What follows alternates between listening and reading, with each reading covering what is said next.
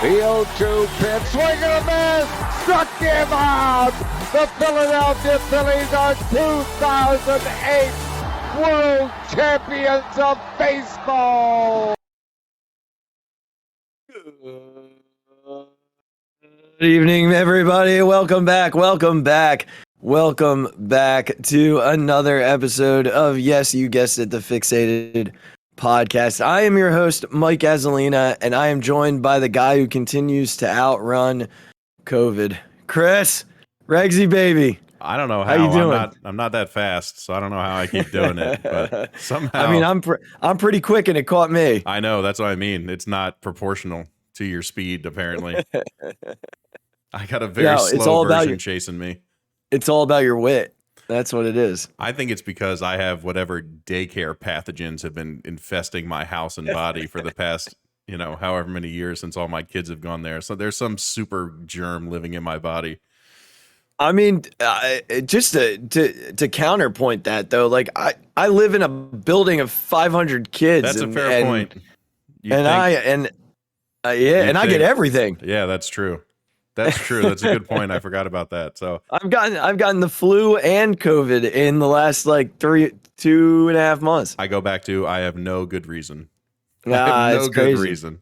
So guys, we apologize because we talked last Sunday night that we were going to hit another show on Thursday. And that's when we were doing the show, Regs. Like I was struggling a little bit. I was coughing in between stuff, and I was like, whatever. It's allergies. It's crazy. We had 2 weddings in 2 days. I'm tired. I slept on the roof. Like all that stuff.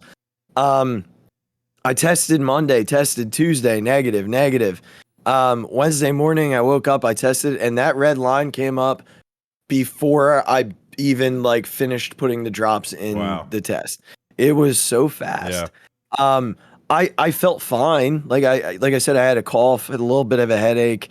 Couldn't go to work because you have to do your 5 days or whatnot. So I was technically on day 3 or 4 at that point. But the next day, man, I was telling you off the air, this new variant causes severe back pain. And I was strapped to the bed. I asked Andrea to bring home a heating pad because I was in so much pain. My back was so tight. Don't mind the dog, everybody. Puff is angry tonight. She is angry. She is feisty as all get out tonight. She has not stopped barking. Thanks for joining tonight, Puff. So I'm back and good now. Unfortunately, Thursday there was no way I was gonna be able to do a show because I couldn't get out of bed because of my back. But truly, at this point, it's just the cough lingering around and some congestion, But we're glad you pulled through it. We got through it, man. You got through the super spreader event that we went to on Friday. Unbelievable. Only at Stein's wedding, right? It's always fun when you get that text message in the morning. Yeah. Well, when I read it, because he sent it to us at night, when I read it, I was like, I definitely have it. I was like, there's no way that I have all these symptoms that match COVID-19 entirely, even though they were very minor. The cough, the congestion, the sore throat, and the headache were all minor at first. But when I got that text on Tuesday night, I was like, yep, gonna test again tomorrow. Guaranteed I have it. Yep. Sure enough, I did. Good news was, just because I had the symptoms, I was wearing a mask all around school the previous 2 days. So that's good. Just out of sheer happenstance, I was like, I'm just gonna wear a mask just in case. Well, we're glad you're pulling through it. We're here, man. We're back. We're good. We're gonna reverse it tonight. I did miss a Mooduk game last week, Bummer. but the old crew stepped it up, and we went 5-0. Good for them. Last week, and I rejoined last night because I was negative. And we won again. We won 10-4 last night. It was a weird game. It was 4-2 in the 5th inning. But we ended up pulling it out. It scored 6, tied in the 6 or in the bottom of the 5th, and then scored 6 runs in the in the Very nice. bottom of the sixth to kind of pull away. But 4 RBI day here, Atta boy. big day for me. Needed a pinch runner though. COVID lungs are real.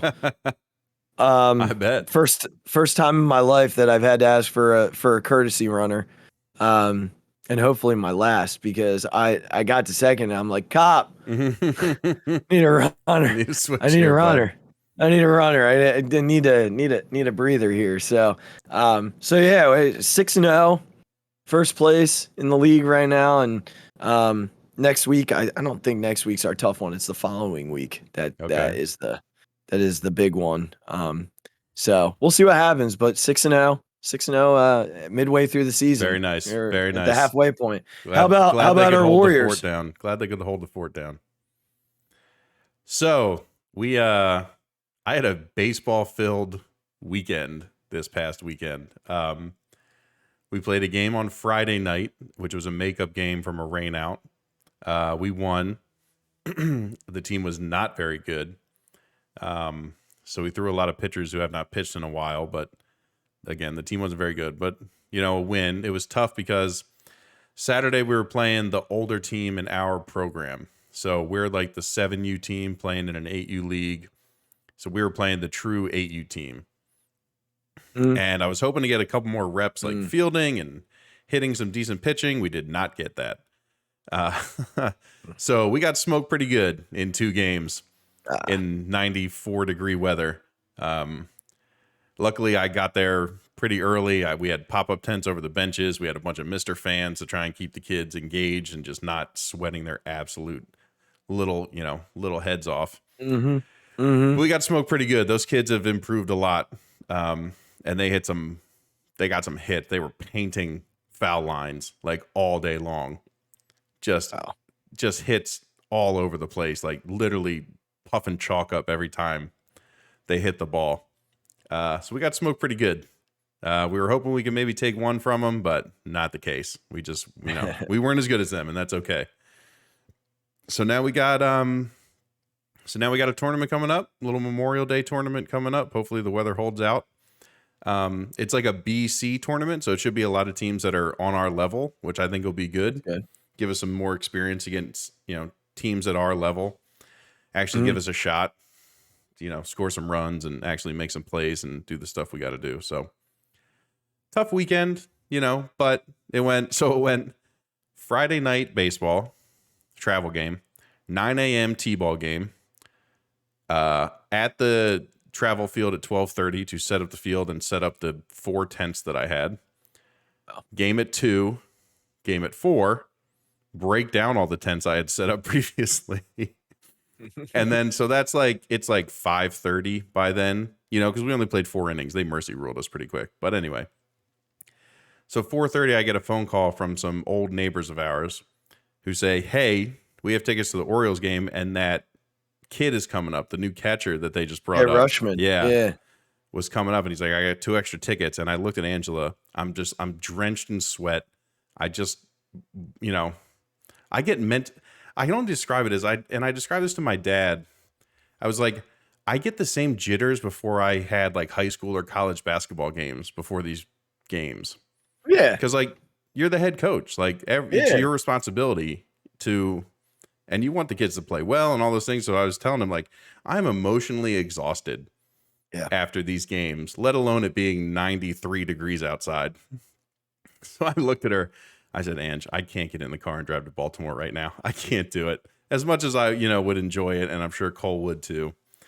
I just couldn't do it. But then we were at the Phillies game on Sunday. I took my middle son and my dad and my brother met me there because my other son had a birthday party to go to. So I participated / watched a lot of baseball over a couple of days there.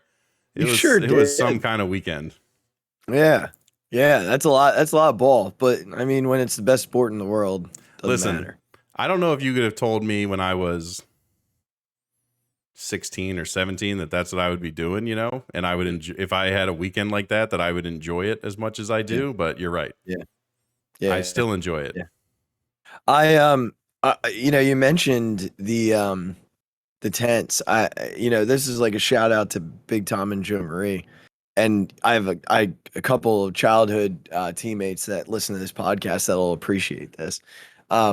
We used to play in tournaments like all the time as kids. Mhm. Like it was every weekend. We traveled every weekend to play in tournaments. And we were good. Like we were a really good team. I know one guy who's listening to this for sure, Phil Gunther. We got to get him on, man. You want to hear about like Azzy teammate stories? That's the guy to talk let's to. do that for sure. We played together forever, and he's a big time like Philly sports fan. So he'd come on and talk about any of the Philly sports and me. And Write it have down. him in. Write it down. We'll get him in. All right, we'll get him in. But he'll love this story. When we played in those tournaments, like you said, 90-degree weather, like sometimes you're playing 5-6 games in a day. Yeah.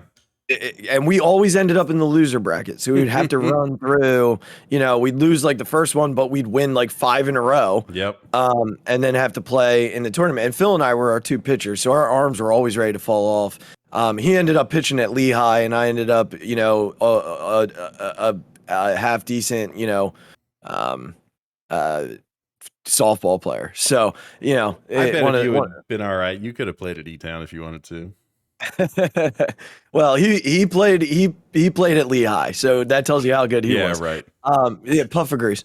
But anyway, my parents used to bring these like coolers with just loaded up ice and these blue towels.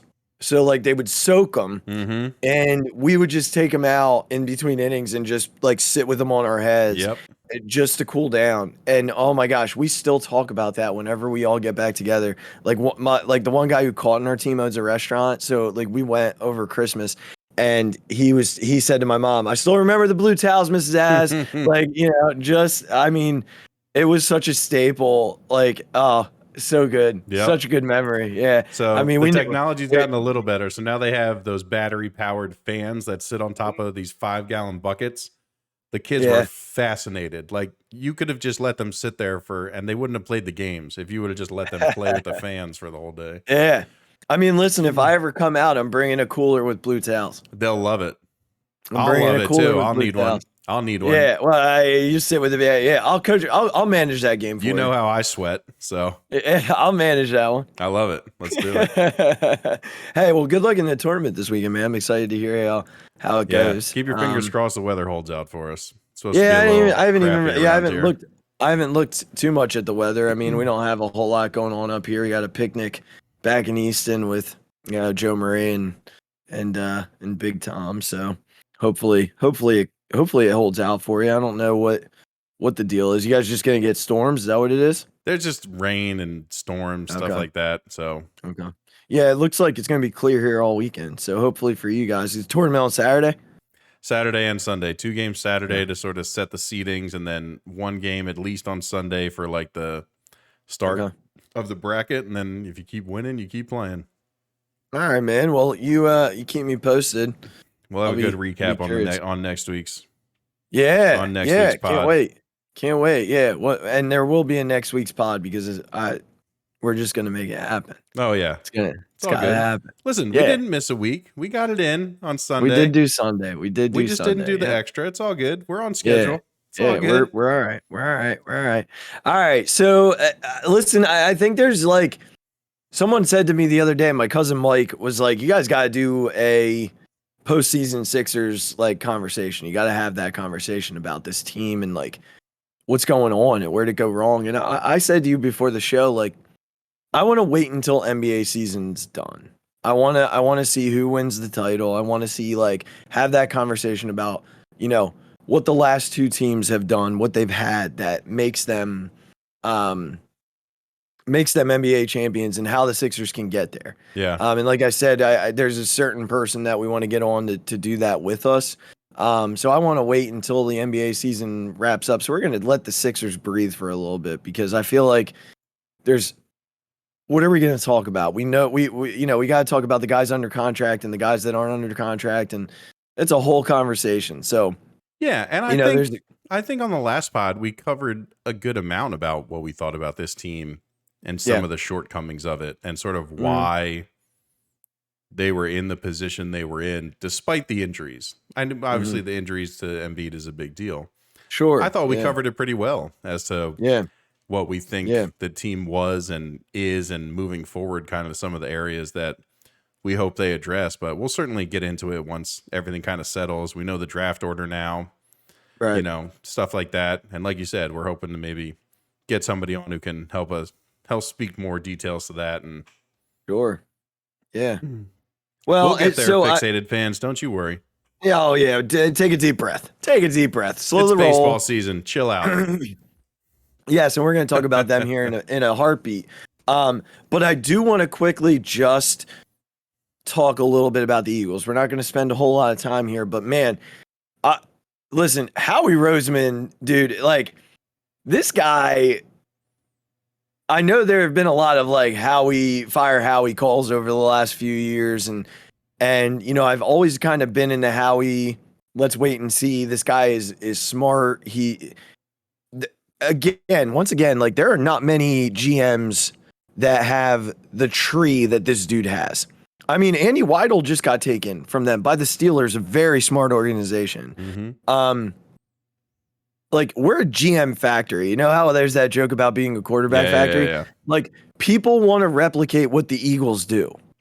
They want to replicate what the Eagles do. And I think there's solid basis and value to that, because the Eagles, if they make the playoffs this year, they will be like one of 3 football teams that have made the playoffs in 5 of the last 6 seasons. Like think about that for a second. That's rarefied air in the last half decade. Like 6 years. If they make the playoffs this year, which according to their schedule and their roster, they should absolutely make the playoffs this year. They will be one of 3 teams, and I don't know the other 2. I never looked it up. I just saw someone say it. I'd be interested to see Tampa Bay that. and Kansas City, probably. I think Kansas City, but I don't think Tampa Bay's made it 5 times in the last 6 seasons. Oh yeah, maybe not. I'd have to look. I wonder. New England's probably one of them, right? Yeah, like you'd assume New England's probably one of them. So I'd have to look and New England and Kansas City might be a good call. It might be, but like think about that, like rarefied air, and you know that doesn't happen by accident. Like this was a team that was supposed to be in a rebuild this year, and yeah, they got in because there was an extra playoff team, but they still got in, right? And the one season they didn't get in, everything went wrong. They were on their like 12th offensive lineman at one point. Like it was just a disaster. They had no wide receivers. Deshaun Jackson was hurt. Alshon Jeffrey was hurt. The offensive line was a disaster. They couldn't stop anybody. And Carson Wentz was bad. So I mean, you know, that one season, and it was the COVID season. Like right? So, I mean, this year, we talked as the offseason rolled around about like, what are the needs, like rank the needs. And we talked about corner. We talked about linebacker. We talked about wide receiver. We talked about defensive line. We talked about a Kelsey replacement. We talked about safety. They've addressed pretty much every one of those needs. And because they addressed those needs, you know, safety doesn't seem as scary as it did 2 months back. You know, that's your last spot on the defense, right? Yeah. And Marcus Epps is a guy they really like. They like Harris. They've been working Maddox out at safety again, which is incredibly interesting. So this week, or last week, I should say, the Giants released James Bradberry, who was not great last year, but we talked about him a little bit on the show on Sunday night, and the potential of the Eagles going and getting him, and they did, and they got him at a reasonable price. They basically have what some people are arguing to be the best corner trio in football, with Slay, Bradberry, and Avante Maddox, if they don't move him to safety, because they just signed Jimmy Moreland off of waivers, who is a pretty decent slot corner. So I wonder if they're considering the Avante Maddox move back to safety, where he was really good a few years back when they had all those injuries. So Howie went and really reconstructed this roster because James Bradberry is going to be a really good pickup. He's last year, that Giant defense just was a disaster in general. Yeah. And it wasn't a scheme that matched what they needed, what he needs to do to be successful.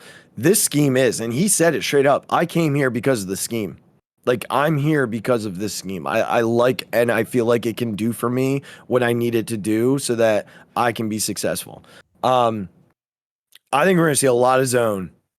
I really do. I think we're going to see a lot of zone. I think they're going to be really good at it.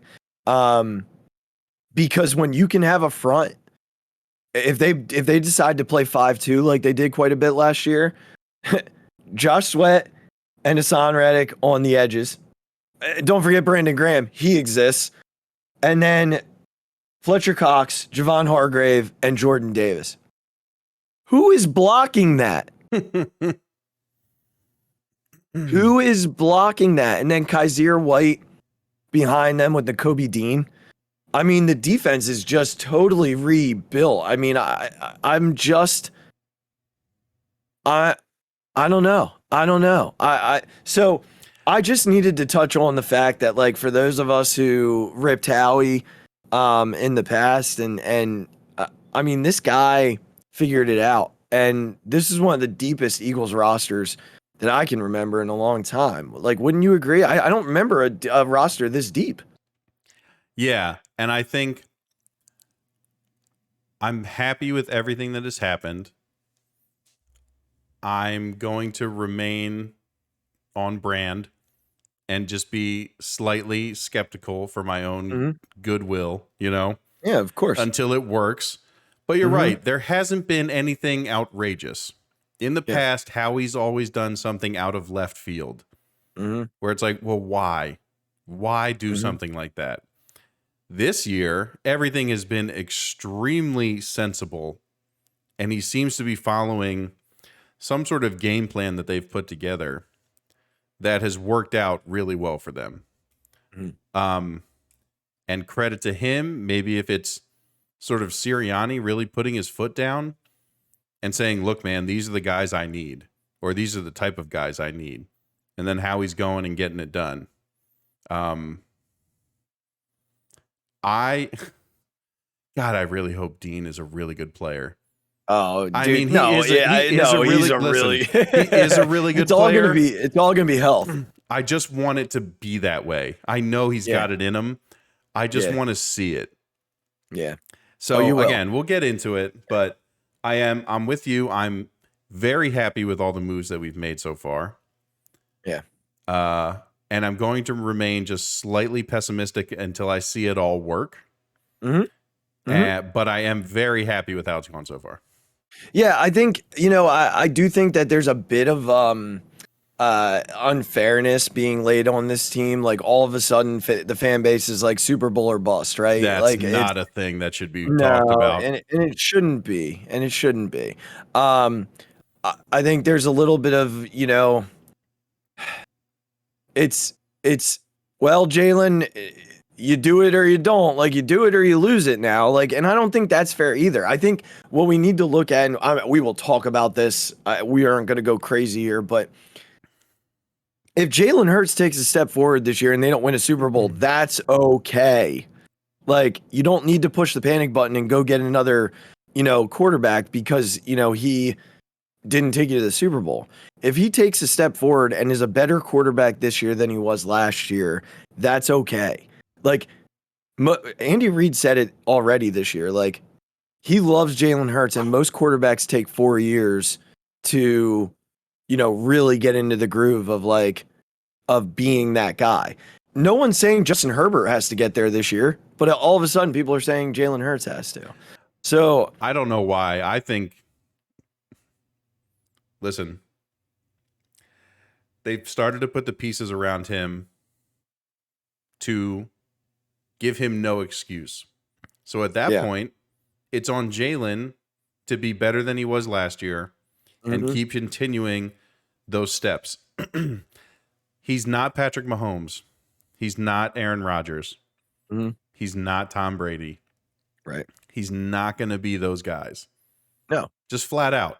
But can he throw a better deep ball? I really hope so. Mm-hmm. Can he stay in the pocket longer and have better pocket awareness? I hope so. Mm-hmm. There's things that Jalen can improve on that come from his hard work and his effort. Mm-hmm. Which he has. Right. And that's all we're looking for. We're not looking for some huge upgrade in skill. Like, he doesn't have it. He's not going to throw the ball like those elite guys. He's just not. Can he get better at these things? Absolutely. If he wants to remain the quarterback of this team with the pieces around him, does he need to get better at those things? Absolutely.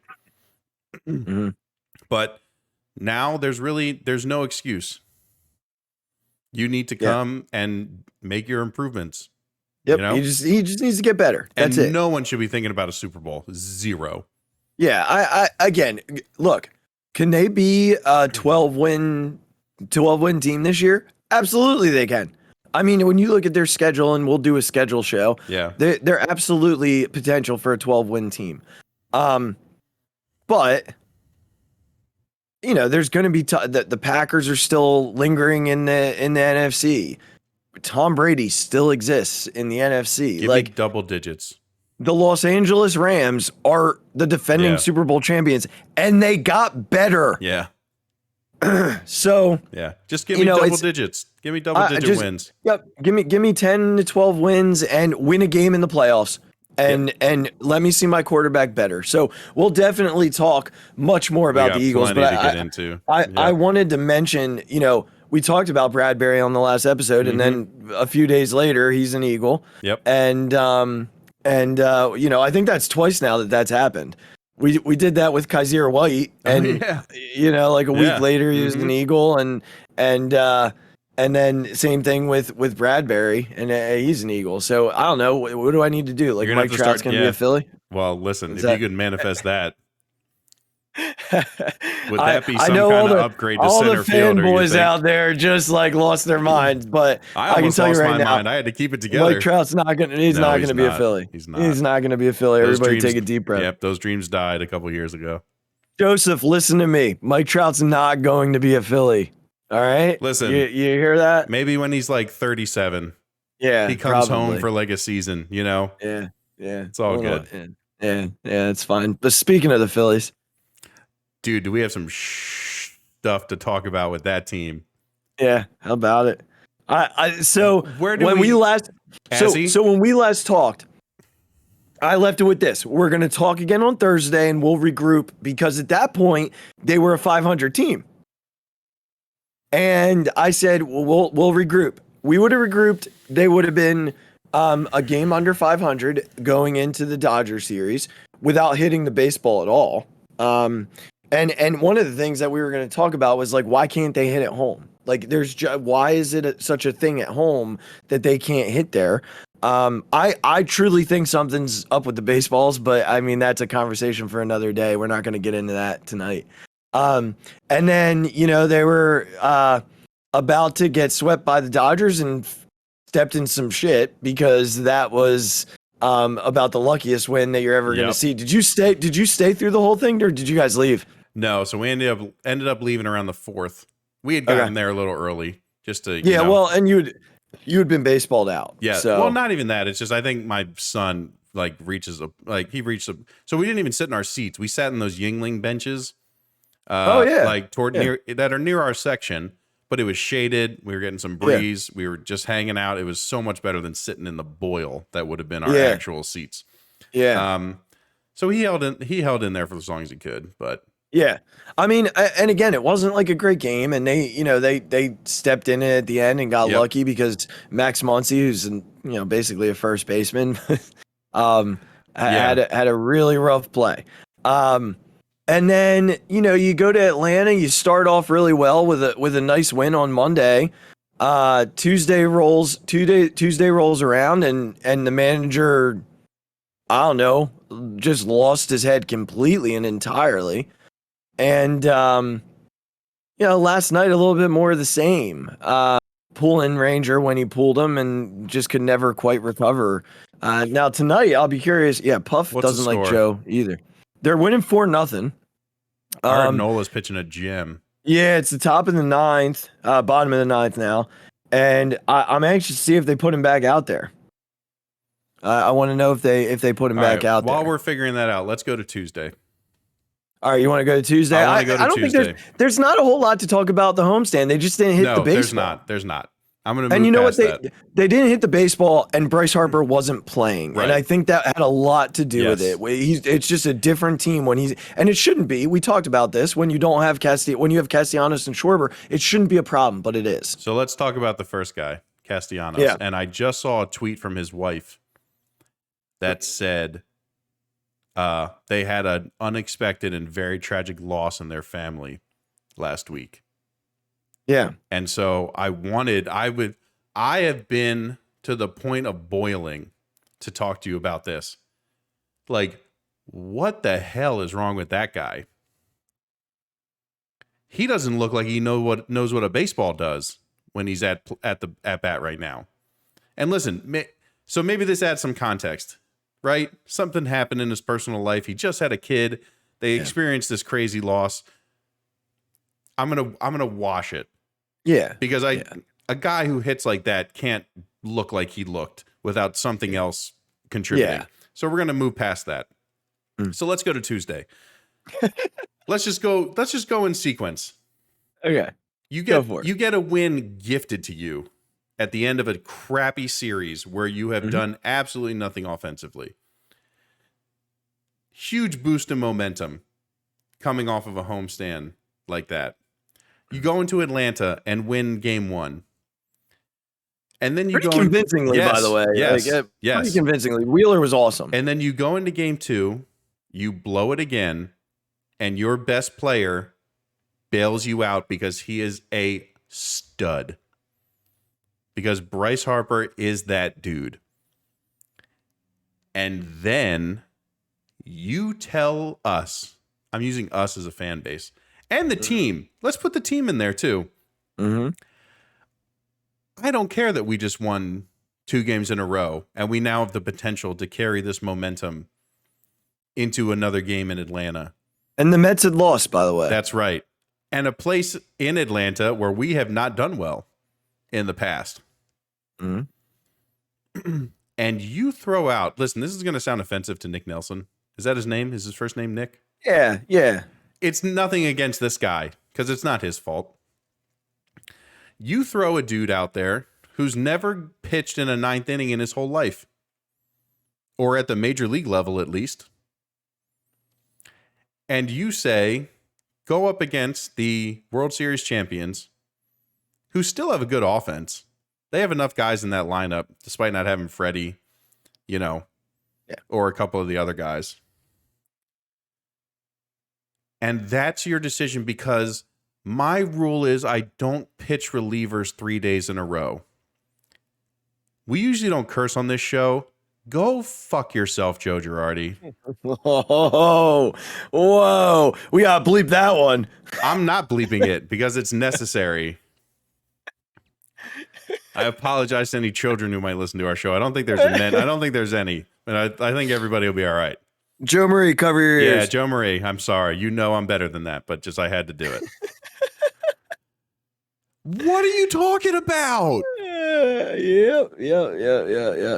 Do you understand anything about team momentum and morale? And can you imagine Bryce Harper watching Nick Nelson go out there for the 9th inning?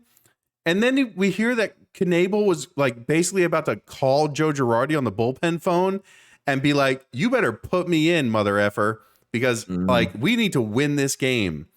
When your players realize it and you just go, nope, I have a policy, you suck. You're an idiot and you suck. I don't care what you say. You're an idiot. I have a rule. Screw you, man. Screw you. Oh, rule. I'm so proud of you. I have a rule. Yeah. Like, who are you, Joe Girardi? You won one World Series. You wouldn't even be listed in the top 100 managers ever to play this game. Like, you go to hell. That team just, like, we're about to win a game again on a miracle. It's not a miracle because Bryce Harper is that good, but like a miracle to hit a 2-run home run in the top of the ninth on the road. And then you're going to say, nope, all my best pitchers can't pitch because I don't know. Maybe I think their arms are hurt. They haven't told me that. I just assume because I'm an egomaniac and I think I'm always right. God, pissed me off. Yeah. I have a rule too. And that rule was if you wanted Joe Girardi as the manager of this baseball team, then you are not allowed to complain about Joe Girardi at any point in time. And my brother knows that rule really well because he wanted Joe Girardi as the manager of this baseball team. And there are many others who did too, because he was a baseball guy. And Gabe Kapler was not a baseball guy. Meanwhile, the Giants are pretty good. Again. And look, to be fair, they're looking up in the standings at both the Padres and the Dodgers. But the Padres and the Dodgers are two really good baseball teams. Yes. The Giants would be like 3 games out of first place in the East right now. Yeah. Like, so, you know, and if you look at their roster in comparison to what the Phillies have on their roster, it's not even close in terms of talent. Right. So, you know, once again, you know, I often say managers don't win you a ton of games. You'll notice when they lose you games. And we've talked about that quite a bit on this show specifically. And Regz, like, I'm not going to start with the 9th inning. When I talk about Tuesday night, I'm going to rewind a little bit more. Okay. I'm going to go to, I believe it was the 6th. Yes. The 6th inning. It's a 2-2 baseball game. I think the Phillies had just tied it up in the top of the 6th. And who does Girardi run out of the bullpen in a 2-2 baseball game? On the road against a division rival. None other than James Norwood. If I see Norwood come up in my MLB app again, I might drive to Philadelphia and wait for him to get in his car. I don't know. I don't understand why that's the guy you go to in a 2-2 game in the 6th inning on the road against a division rival. I mean, I'll tell you what, a guy that I'd like to see get more innings, and he might totally prove me wrong, is Andrew Bellotti. Because Bellotti came in and bailed out Norwood. It could have been a lot worse, but Bellotti came in and got some big outs in that spot and kept the Phillies in the game. And then they pulled in front again. And, you know, they pulled closer, and then Harp hits the home run. One thing that Joe Girardi, there are a lot of things that Joe Girardi does that drive me nuts. And I've mentioned on the show before, but I think the biggest thing that he does that drives me up a wall is he will often do what I call the wraparound inning. So he'll either have a guy, you know, finish an inning and try and bring him back out, or they'll pitch a complete 6th inning and they'll bring him back out in the 7th. It doesn't work. These guys are not Mariano Rivera. There was one of those. There will only ever be one Mariano Rivera. Most relievers cannot wrap around. There are very few in Major League Baseball that can wrap around. To put that on Nick Nelson, of all people, is completely and entirely wrong. It's management 101.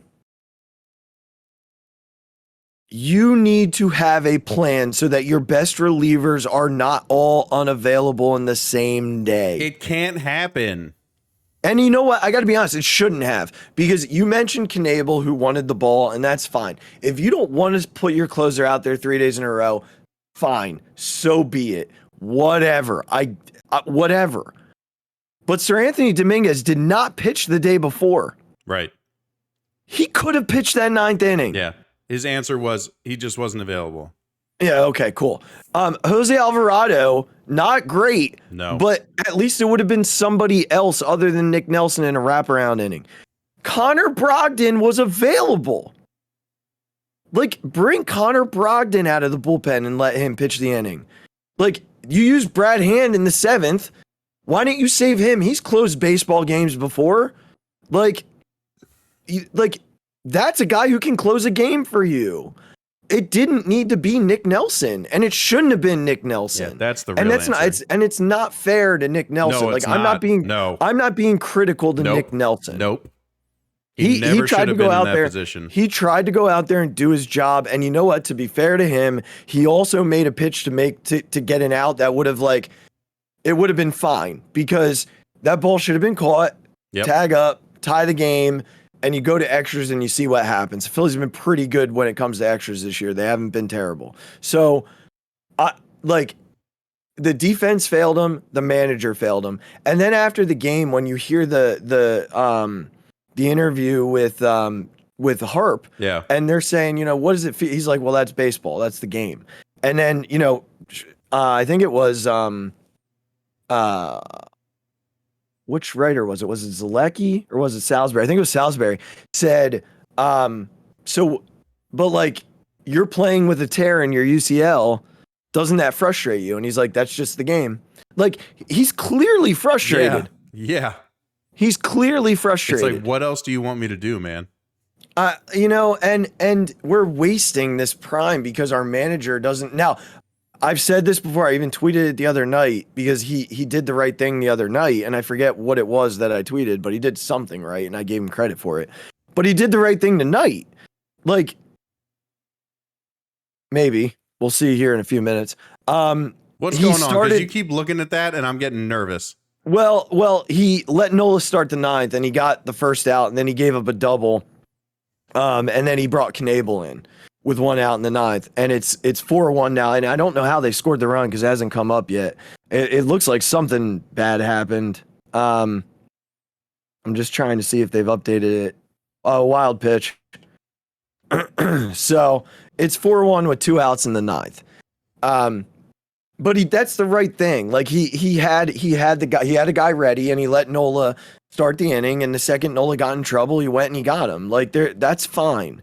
Like, that's fine. What's not okay is this wraparound crap and issue. And then last night, like, pulling Ranger Suarez when they pulled Ranger Suarez. Why? There was no reason to pull him at that point. None. And then Alvarado comes in and can't get anybody out. Well, especially with how Ranger looked early. Like, he was off. And he had finally sort of found a groove. Mm-hmm. And was pitching better. Yeah. And it's like, we talk about this all the time. We shouldn't have to tweet or read tweets or read stories about managerial decisions. Mm-hmm. We shouldn't have to be surprised when we have to praise our manager for doing simple things. Mm-hmm. You shouldn't. You have a DH now. Your job is easier. It's like your one job to set the lineup and manage your bullpen. Mm-hmm. All those guys can't be unavailable on the road against the defending World Series champions who are also in your division. It can't happen. No, Period. and it's truly it's malfeasance. Like it's just really bad managing. It's losing them baseball games. I feel like I tweeted the other day, I think Jack Fritz said something like that. This might be the worst managed game I've ever watched in my life. He did say that. Yep. And I said, I feel like the top 5 games that I say that about are all Joe Girardi games. They're all Joe Girardi games. Yeah. And it's not recency bias. No, it's not. It's not. It is fact that he is just that bad of a manager. Regz, my mother could have managed that 2009 World Series championship team that he managed. That team was absolutely loaded, and all he had to do was get to the 8th inning, and the game was over. Like, point blank, End of story. No conversation to be had. That lineup, top to bottom, was one of the best in baseball history. That lineup was absolutely stacked. Yeah. Stacked. And then all he had to do was get to the 8th inning. And if he got in any trouble, he called on 42, and 42 came in and ended it, and he could wrap around. And it was easy to manage that team. It was easy. He wrote the same 9 guys in every single day. And Sabathia or Burnett, or I think Pettit was still around then. Like those guys, yeah, Pettit was definitely around because Worth homered off him twice, and then he got Hamels, and forget that game. I can't even go there. It was the A-Rod Camera home run game. Yeah. But he had the starting pitching to get him deep enough into games, and then he just turned it over to the man out there, like the best closer of all time. Well, guess what, Joe? You don't have the best closer of all time on this team. You have Corey Knebel, who's fine. By the way, they won. Yeah, that's what I did the fist bump about. A split on the road in Atlanta is fine, but they should have won 3 or 4. Exactly. And arguably, if you win that second game, you've got Atlanta with their tail between their legs, and you're potentially looking at a 4-game sweep. You killed all momentum. You killed it. Which he does all the time. And like you keep saying it and I keep noticing it. This team is like sleepwalking. Yeah. The most passion, like I get it. We won that game on a crazy play. But who is showing emotion on this team right now? Bryce, that's it. That's it. Guy's playing his tail off. What were his numbers tonight? Is 1 for 4 tonight. Yeah. Listen, he can have an okay night every once in a while. Yeah, it's he's his numbers in May are absolutely out of control. The guy's hitting like 395 with an OPS of like 1,112. Did he walk 3 times though? No, not LOB. No, he left 3 guys on base. Alec Baum, yeah. Alec Baum struck out 3 times tonight. That's very unusual. Yeah. He's been a little down since his sort of rocket start, but yeah, I mean, I like the way they have the lineup right now. I like the 1 through 7. I need Moniak back. Yeah, if I never see Odubel Herrera again, I'll be more than happy. I unfortunately think that he's going to be the one that stays around because if I could find something that I love as much as the Phillies love Odubel Herrera, I'd be shocked. I mean, like it is unreal. Their obsession with Odubel Herrera. I feel like we're being incredibly negative. Can we just talk to a couple of positives real quickly? Sure. I think we've. Listen, do you want to do your hashtag? Oh, well, listen, we'll put it on tweets from now on, but I threw it on a tweet the other night from my own account, which nobody needs to know about. And hashtag Joe's gotta go. So when need to put that on there. Let's get it trending. Tweet it out there. Joe's gotta go. We'll monitor how that hashtag is going. We'll tweet at Jack Fritz with it. We'll do what we got to do to get it moving here. Hashtag Joe's got to go. Hashtag Joe's got to go. All right, couple of positives. We already talked about it, but man, Bryce Harper is just unreal good. I think he's just unreal good. So I said every at bat. We were at the game on Sunday, and my brother or my dad asked my son, who's 5, who's your favorite player? And he said Bryce Harper. And I looked at my dad and I said, I don't know if you could have told me 10 years ago or 7 years ago that I would want my son saying his favorite player was Bryce Harper. But now I certainly do. Because this dude has hit some sort of stride in his game where, again, he was a little bit down. He had that shot. He was red hot. He got that shot, came back, was a little bit off. Mm-hmm. Fair enough. But just continues to put this team on his back. Yep. And MV3, man. Yeah. I mean, he is special. And I would truly hate 2 of the best years of Bryce Harper's career to be wasted because the manager has no idea what he's doing. Yeah. And I mean, there are other things that go into this. I'm not sitting here and telling you that this entire issue is a Joe Girardi issue. I would say a lot of it, the mismanagement pieces are the players still have to go and win the games. Yeah, they have to. Right. But I do think that there's no sense of urgency. And, people crushed Gabe Kapler for when guys didn't hustle. They were on the field the next night. Well, Odubel Herrera made one of the most boneheaded errors I've ever seen in my entire life last night on a backup play that cost them a run. And swung at a ball that went through his legs and another one that bounced 3 feet before it hit the plate. And he's back in the lineup tonight. Now, granted, he had 2 hits tonight, right. so of course he did, you know, right? Of course he did. You can't crush Girardi too much because of, you know, the foresight, right? Like if I'm looking back to last night, I'm saying, yeah, he should be benched to send a message and accountability. But people crushed Kapler for that. Yeah. Like, they absolutely killed him if guys weren't hustling or, you know, what was it, Cesar when he didn't run it out and Kutch got hurt and, you know, everybody was killing Kapler, that Cesar was out there the next night. Yeah. But like Girardi, for some weird reason, gets a pass from a lot of people. Because he's a baseball guy, he's a Philly guy, and I think he's getting crushed a lot more now than he was prior to. But it's not going to change, and I said this to my brother the other night. This is not changing until Joe Girardi's gone. Yeah, and they're going to be a 500 team until he's gone. Because there's no sense of urgency in carrying momentum. Say what you want about Gabe Kapler, but that dude always acted like he gave a crap. Like every press conference felt like he was giving a press conference after a World Series game.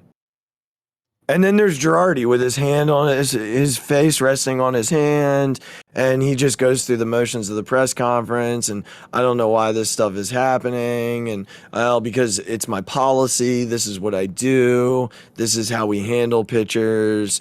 Like, listen, man, you're going to New York this weekend, and you need 2 of 3. It's not we can get out of this losing a game, winning one game and being okay. If you lose a game there, you're 9 games out, or 2 games there. You're basically looking at 9 games. And the end of May is approaching, and they need to be 5 games out or better. Yeah. They got to win 2 of these games. They have to. The Mets don't play tonight, so technically in the loss column, they're 6 games out. So you're going to New York with a chance to make some dent in what's happened. Mm-hmm. You should be going to New York 5 games out. Yeah. And you're not. Because you blew it. So you got to get these guys ready to play, because this is it with the Mets until like the end of the season, when you have like 7 games with them, maybe. Right. I don't even know if it's that many. It might be like 6. Like, you don't have a lot of head-to-heads left to make up ground. Yeah. So you've got a stretch coming up here. You've got a tough stretch coming up here where you have to play the Angels, and now the Mets have the Dodgers, Padres, and Angels. So, but you got to win this series this weekend. You just have to. Just have to. Yeah. Sorry, we went back into the negative there real quickly. A couple more positives. I just can't help myself. Couple more quick positives, and they're both on the pitching side of things. Aaron Nola and Zach Wheeler. Whoa. Yeah, man. Listen. Whoa. I'll take that one on the chin for Aaron Nola. I will too. I was right there with you. I was not pleased with him last year. I was not high on his sort of bounce back potential for this year, but that dude has been pitching his balls off. Yeah. Like, good for him for coming back and pitching how he has been. And we've needed him in every one of those starts. And even though we can't win for him, it seems like, that dude has been balling, and good for him. Kudos to you, Aaron Nola. Yeah, I mean, and Wheeler over his last 5 starts, his ERA is like 1.05 or something. Getting back to that absolute stud that we know him to be. Yeah, I mean, right now, you know, the starting pitching has been really good. I mean, you know, Rangers struggled a little bit. Yeah, Gibson's been okay. He started out pretty good. Gibby's been what he is. I mean, this is who he is, yeah. and there's nothing wrong with that.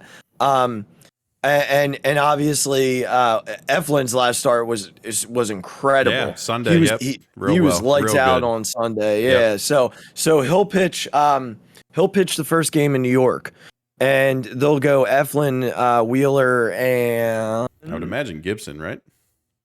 Who pitched Monday night? No, Wheeler pitched Monday. So Suarez pitched last night. So yeah, Gibson on, who was gutty He was very gutsy in his performance in Atlanta. I mean, he really pushed himself through 5. Yeah. Really pushed himself through 5. Yeah, didn't have it for sure, but no, but he battled 8 strikeouts through 5, and what did he give up? 2? Yeah. Gave up 2 runs. I mean, he really battled. So I do like Eflin and Wheeler to start the series. I really do. I like their chances in those games. Let's just take a quick peek at the pitching matchups here for the weekend, because I mean that's important. So it's Eflin and Carrasco tomorrow night. And then it's Wheeler and Walker, who the Phillies just have so many fits with for some reason. Yeah. And then Gibson and to be determined on Sunday Night Baseball. Okay. So we'll see. I do like those first 2-day matchups though. I like that matchup against Carrasco, and I do think they hit Walker pretty well last time they faced him. So yeah, Wheeler goes in with a vengeance in New York and pitches well.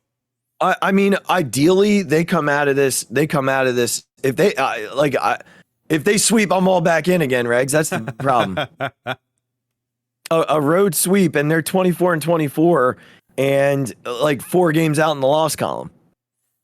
And that's where you need to be. Now, I will say this: if they don't sweep and they end up 5 games out in the loss column, if they win 2 or 3, 5 or 6 games coming out of May with the way they've played, you'll take it, because they haven't been good. They haven't been consistent, and that still gives them a chance to make a run at the way Schwarber's hitting, with the way Castellanos has been hitting.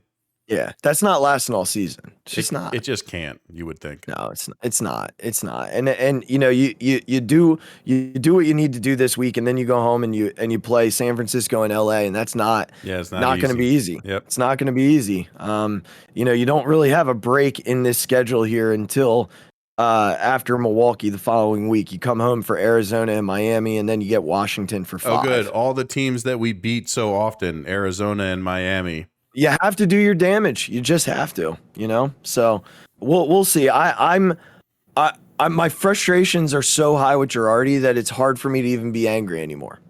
Yeah, it's difficult to get past the point of anger we're already at. Yeah. It's it's almost like indifference. Yeah, right. It's apathy. It's an unbelievable love for Bryce Harper combined with a pure anger for wasting him. Like, that's where we're at. I just, someone asked the other day, a guy I play softball with, a real cool dude, younger guy and really funny, upbeat, like a lot of energy. And he's a Phillies fan, and he texted me the other night. His name's Anthony. And he said, would it really help to fire Girardi? Do you think it would help? And honestly, Regz and I, I'll take your answer on this, and then we'll move on to the last part of our show here tonight. But I said yes. A lot of times firing the manager does bring out the next level of a team. And especially, you never hear anybody say that they love playing for Joe Girardi. Yeah. None of these guys say that. And I'm not saying that, Rob Thompson would be, the answer. He would be the immediate answer, more than likely. I mean, it would be him or Dusty Wathan, but I'd assume they'd give it to the bench coach. But I can tell you this much, no one seems to want to play for Joe. Yeah. So to me, yes, I think we would immediately upgrade the decision making in the bullpen. And I think there would be a different energy around the team, because, you want to start doing well for the next guy, especially if you like the next guy. Yeah. If you like the next guy up and you want him to have a chance to be your permanent manager, you play hard for him. Right. So, I mean, I remember when the Phillies fired Sandberg and Pete McCannon became the interim, and they started winning baseball games, and McCannon got an extra year because of that. So, I don't know. I to me, yes, I do think it's worth it. Hashtag Joe's got to go, and clearly you do too. But do you think it would make a difference? Yes. I think there's this malaise has come over this team. Yeah. And we thought with Schwarber and Castellanos coming in, those guys were so high energy. Mm-hmm. And especially Castellanos. Mm-hmm. Again, who knows what's happening in his personal life? That dude's had a crazy couple weeks with the baby being born and whatever tragedy happened with his family. Obviously, thoughts to him and his family with whatever happened. For sure. But even before then, the guys just looked like he's not having that much fun. Right. And I don't think any of us would have guessed that with this guy coming in. No, he's yeah, he's definitely having a hard time with something. There's just a point where you need to change the attitude. Right. You need someone who, and I think you've talked about this before, even in your tweets. Like some of these umpires are so bad. Oh yeah, they're so But bad. Joe just sits there behind that fence and like doesn't say a word. And I think you compared it to Buck in the first or second Mets series. Yep. Where Buck was going crazy at these guys. He wasn't getting himself ejected, but he was chirping. Yep. From the dugout, and Joe's just sitting there with his clipboard, just And how can you look at that and like see Reese Hoskins beat the hell out of a trash can in another game just recently? Sunday. Yeah, exactly. Mm-hmm. And like you go into your press conference with the same, like you said. Yep. Like this is like an 11U travel baseball game that some local reporter asked you about. Yeah. Like this team just needs a kick in the butt. And someone's got to be held accountable. Yeah. And hopefully Castellanos can come out of it. Schwarber gets back to who he is. Bohm continues to play well. I'm really happy for him. He seems to have turned it around. I'm really happy. Defensively, he's a totally different guy. I'm really just happy that he found his bat. And I think that's what's given him the confidence. Stott will come around. Camargo has been a revelation, a diamond really in the rough, playing real well on both sides of the baseball. Yeah, Puff loves him. Love it, Puff. And hopefully JT can start to hit again. Like that'll be a whole nother podcast. We talk about JT. But just we need to get these guys going. These guys are a team that needs to feel good and needs to be happy and needs to be energized. This team needs to be energized. And that's what we need, and our manager is not providing that. You know who's going to provide it? Let me know. Mickey Moniak. That'll be nice. I really do believe that Mickey will be the center fielder here soon, and I truly think that he's going to be a really good one. I can't wait. And better than what we've had. Both offensively and defensively, and not that he's going to be the game changer, but sometimes that young guy who's going to perform, like Stott just hasn't been it yet, and I think he's going to be fine. Eventually, I think so Didi's going to be back, and he's going to be, he's going to play every day again. But Mick might be the guy that injects a little bit of life into them. If you think back to the '93 team, it was Kevin Stocker. Who I'd love to get on this show, by the way. He's great on the radio. I love listening to Kevin Stocker. He's been good. He's been really good to listen to. I'd love to get him on here. Maybe we'll tweet this at him. Come on, Stocks. There you go. Stocks, I used to imitate you coming out in the backyard all the time, turning double plays with my brother. There you go. I was always Kevin Stocker. He was always Mickey Morandini. There you go. And when you think about those 2011 teams, they didn't need anybody, or that 07 to 11 run. They didn't need anybody to bring any sort of extra juice. They all had juice. Like Jimmy Rollins was juice. Chase Utley was juice. What this team doesn't have is the guy that's going to come in the clubhouse and be in your face. That was Chase Utley, and they need someone to do that right now. They need someone who's going to get in your face and tell you to put it into gear. That's not Bryce. I thought it was going to be Castellanos. I doesn't really did feel too. like that's him. Yeah, and maybe whatever's going on is kind of diminishing that. But and it's hard for Schwarber to do it because he's struggling so much. Yeah, right. Something's got to happen. They need to play well this weekend. Yes. They really do. I feel like if they can play well this weekend, even 2 out of 3, because we just never seem to do that to the Mets. That'll be huge. 2 out of 3 will be huge. 2 out of 3 would be a real positive, and a sweep would just be get out of here. Get out of here. Give me all that. I mean, if you can go out to New York and come home with three wins, like guys, I'll be right back in again. Unfortunately, I'll do it to myself all over again. I just need you to beat Brandon Nimmo. Yep, there you go. I need it. I need it. Come on, guys. Just give me one time that I can. Zalecki and Lauber just tweeted Falter will start Friday, Eflin Saturday, Wheeler Sunday.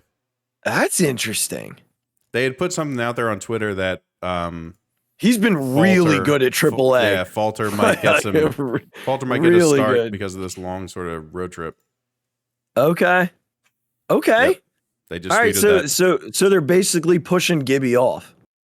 Yes.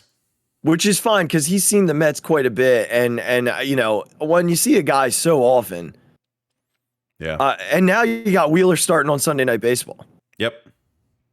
And against the to be determined starter for New York. Right. So you know, this is the time to go get New York. They're down, ton of injuries in the rotation. A ton. So you know, you this is the time that you're gonna have to get them, because if you can turn this into a 4-game deficit. With their schedule to start the month of June, Angels, Dodgers, Padres, all on the road. Yeah, that's a tough West Coast swing. That's a really difficult. Well, actually, they have Washington before they go out there, but still, nonetheless, right? You get it to 4 games before they go out west. Yeah, it's a big deal. That's a huge deal. That's huge. That's not an easy road trip. That's 9 games, 10 games. I think they end up playing out there. Yeah, right. 10 games against 3 of the best teams in baseball. Yep, away. Out west. Right. Like, yes, for sure. You gotta make a dent. Go beat Brandon Nimmo. Yep. I cannot look at his smug face anymore. I need it. Come on, guys. I need it. I need it. Right. I revel in beating him. I know you do. What are you fixated on? Oh man. Well, so we're gonna go a different route. So I'm gonna do something a little bit differently tonight than I normally do. We're not gonna fixate on sports. Regz, this has been a really hard week. Like it's been a really, really, really difficult week.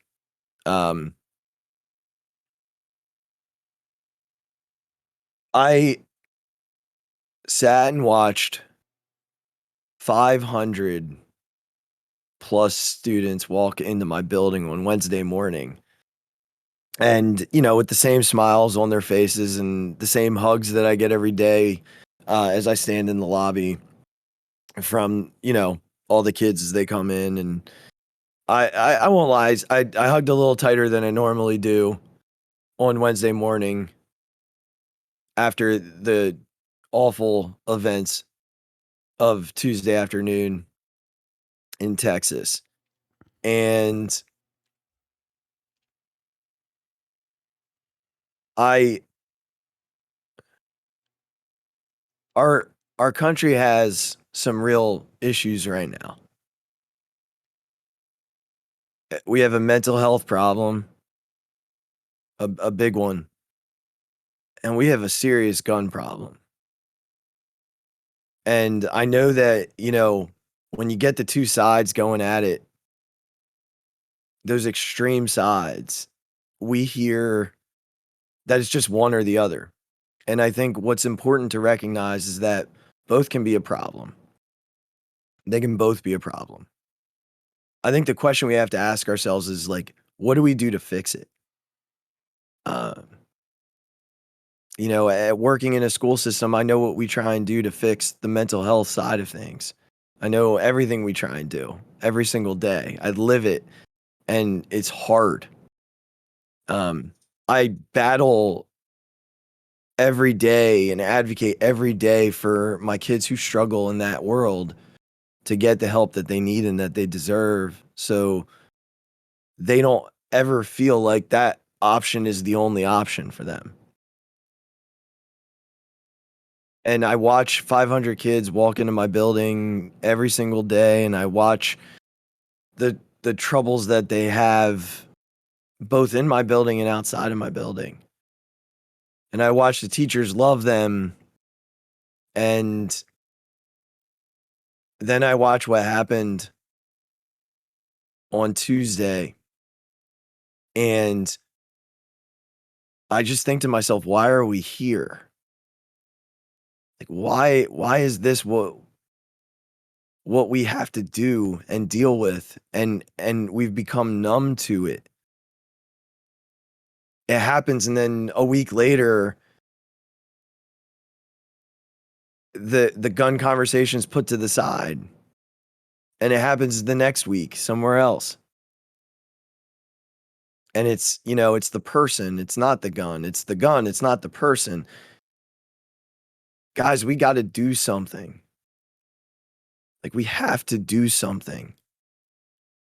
There's no reason that I should be getting on the loudspeaker 3 times a year to tell my students that we're going into an intruder drill. An intruder drill. There's no reason that I should then get on 5 minutes later after I check to make sure that the doors are locked and that I can't see any kids, and then say to them, you guys did an amazing job during your intruder drill. I'm so proud of you. They're 5 years old. They're 8 years old. They're 10 years old. Why is it that they have to worry about an intruder drill at a place they're supposed to feel safe every single day? We have a mental health problem. We have a gun problem. I challenge anybody who listens to this. I don't care if it's 2 people. I'm challenging you. I'm begging you to be a person who tries to fix one of these problems. I'm begging you to do something to help fix one of these problems, because the people that run this country don't feel it's necessary to step up and do the things that need to be done. I'm not trying to be political. I'm not trying to make some strong political statement. All I'm trying to do is say we deserve better. I still think this country is amazing.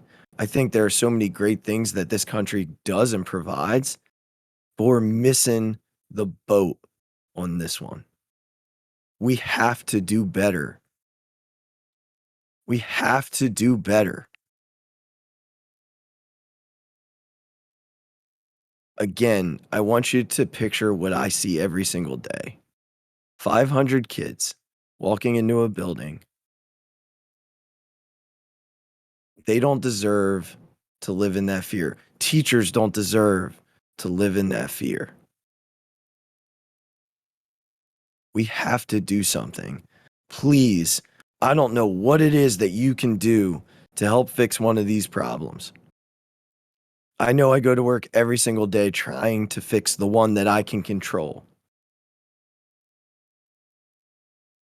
There are people that run this country that can control the other side of this.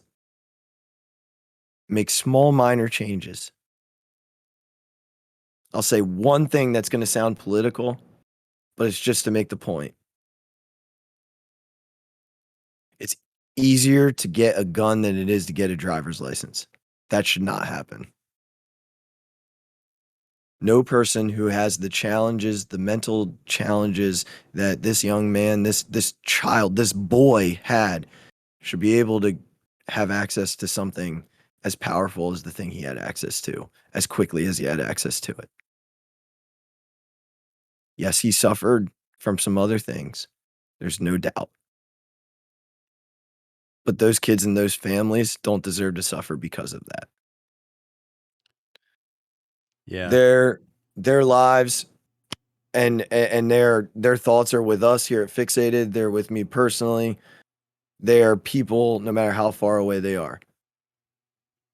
I know I ranted, but I challenge you, please do something. If you can do something, do it. Please. Yeah.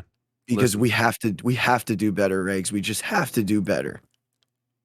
I usually stay silent during your fixateds on purpose. This one, and not unlike any of the other ones, but maybe it's because this is sort of the first one that's happened when my kids are in a school setting. And obviously you live that every day. So you have obviously an unbelievable perspective into that world. For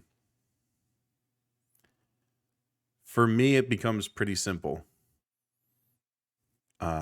When you see the garbage and the absolute horse shit that some of these politicians spew out of their mouths when pressed on this issue,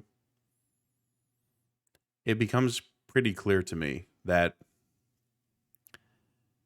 this country has decided to elect people who give a bigger shit about the money in their pockets than the lives of the people they serve. Take that as you will. That could be from a gun lobbyist. That could be from an oil lobbyist. That could be from just pick anything. I don't care what it is. It's red and blue. It's not just Republicans who get their pockets filled with these things. Democrats take lobbyist money for all kinds of dumb stuff that kill people. It's not as public or as horrific as children being killed in a school, right? But they get money for oil pipelines and, right, supporting these different bills on certain things. The people in this country for the past couple of years we've been portrayed as dumb based on what people think the majority of us is.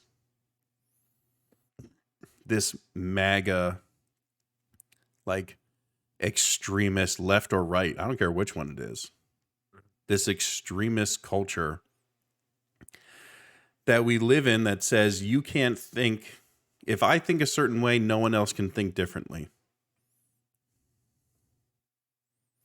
That's bullshit. You're allowed to think however you want. That's one of the great, like you mentioned, that's one of the great things about this country. You're allowed to think absolutely anything. You could worship a pack of squirrels if you want to. You could want to call yourself Zippity Doodah. Fantastic. Great. Right? Great. You have the right to do so. But people seem to think that because they think a certain way that everyone else should. And you know what that means? That means you're an egomaniac. And it's going to take a lot of things to get this stuff right, and it's not going to happen overnight.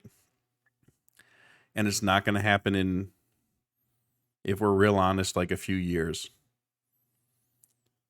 But if people could just get off these extremes and meet in the middle, we could find a pretty good place to be.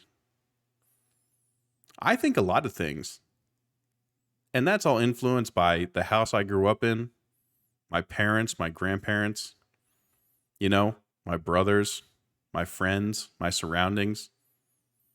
I think a lot of things.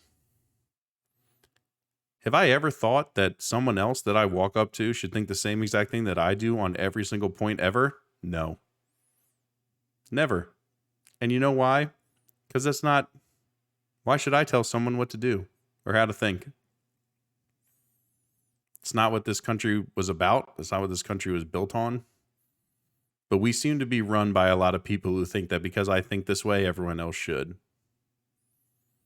And we seem to allow the people who run this country, or we seem to elect a lot of people to run this country who decide that I'm getting paid a lot of money by this X company or this X lobbyist.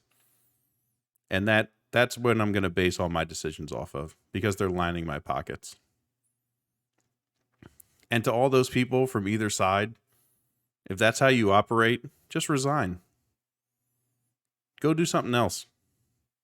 You can get paid a lot of money doing something else. You're not fit to run our country. You're not qualified. You don't have a high enough moral standard to decide the things that are important in this country. Because it's real simple. There's a real simple answer to this question. No child should ever be murdered in a school. Period.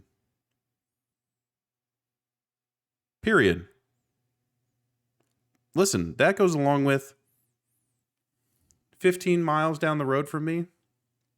I bet somebody died in Baltimore tonight from gun violence. I bet it's more than one. Baltimore's been one of the deadliest cities in the world for a long time. It doesn't just apply to kids in school. It applies to that kid on the corner. It applies to that man on the corner, that woman walking down the street.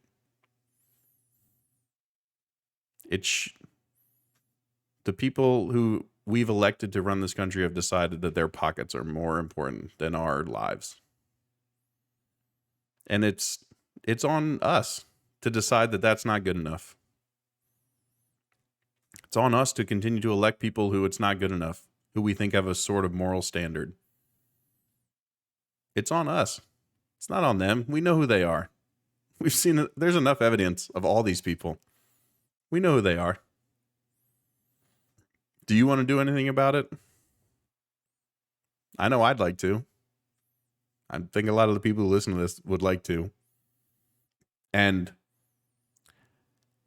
I don't want to get into it too much because I'll break down on, this podcast and on a YouTube video, but like, I can't imagine. And my wife and I talk about it. Can you imagine getting that phone call? Can you imagine rushing to your son or daughter's school to get there and get out of your car and hear gunshots and hope and beg that you see them walk out of there? I can't. I don't know how else to put it. It's the same way you would feel about your kids, your students. We have to be better as a society. It's not one side or the other. No one's great right now. Not one side is great right now. Like, no one's doing fantastic. We collectively have to be better. And I know this was a long rant from myself. But it's like you said, if we can speak to two people who write a letter or maybe vote a certain way in an upcoming election, to just vote for reasonable people. No one's asking anyone to vote against how they feel or against, for people who don't feel the same way they do. That's okay. But maybe pick someone who doesn't feel like the whole world should think they do. Doesn't seem like that hard. Doesn't seem like we wouldn't be able to find those types of people to make decisions. We can do it. Just everyone has to realize that your individual opinions are great. Good for you. But people can have different opinions, and it's still okay. It's all okay. We're going to be fine. But this stuff just it makes you wonder how those people can sleep at night. Yep. On really comfortable pillows and really big houses. Yeah. By taking the money we talked about. We at the end of the day, we all deserve to be safe. Yeah. We deserve to be safe when we go to work. We deserve to be safe. And no one more than children. Right. We deserve to be safe when we go to the grocery store. Deserve to be safe when you go to a movie theater or the mall. An airplane, doesn't matter. And whether you're standing on the side of this is guns or whether you're standing on the side of this is mental health, makes no difference. Or a mix of both, it makes no difference. Yeah. I mean, Reg said it. You can write a letter to your representative about gun laws. You can write a letter to your representatives about mental health funding. Whichever way you want to spin this or stand, you can still do something. Both can be a problem parallel to each other. It doesn't have to be in isolation. And this country doesn't have one problem. No, we have multiple. And another problem that we have is the inability to be able to meet in the middle. And that's what I'm begging you guys to do. No matter what side you stand on, you can solve that problem. You can be a solution. And that's all I'm asking for, because looking 100 staff members in the eye on Wednesday morning and, trying to be the light at the end of the tunnel felt like a lie.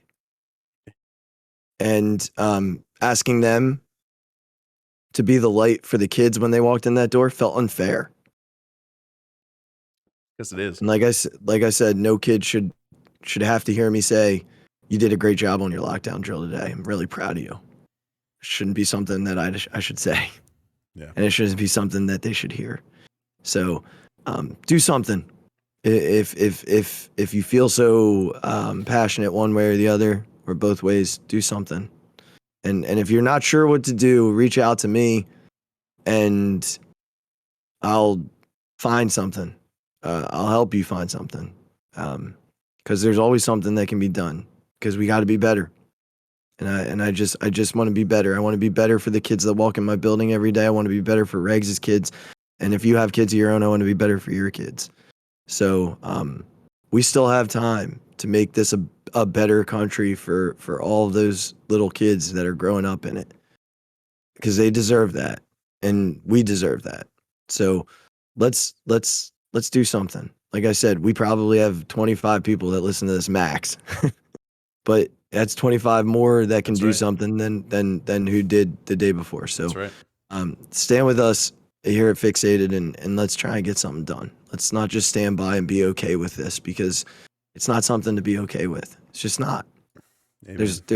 There's no reason for us to stand there and just become numb and be okay with what's going on because we can do better and we need to do better.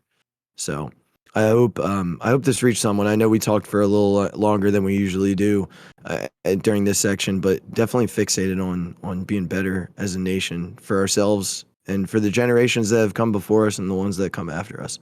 We just got to do better. So, yeah, we love you guys and you know, stay safe and be good. I know I didn't plug anything tonight. I feel weird doing that after everything. You know where to find us. And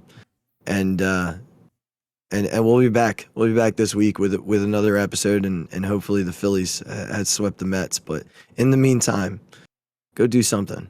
Let's do something positive to try and turn this thing around. Okay. Regz, thanks, man. Hey, always a good time. Same to you. Give someone you love a hug this week. Yeah. Hug your family extra tight. Yep. Hug your family extra tight. I know I gave 500 kids a little bit of an extra squeeze then they walked into the building on Wednesday, and I'll certainly be hugging my family a little tighter when I see them this weekend. That's right. All right, guys. Hey, thanks so much for listening tonight, and we'll be back next week. You know where to find us on Facebook and on Twitter, and if you don't, just ask, and we'll help you connect. Go do something great. Let's turn this thing around. We love each and every one of you. Take care. Be safe. See you next week, everybody.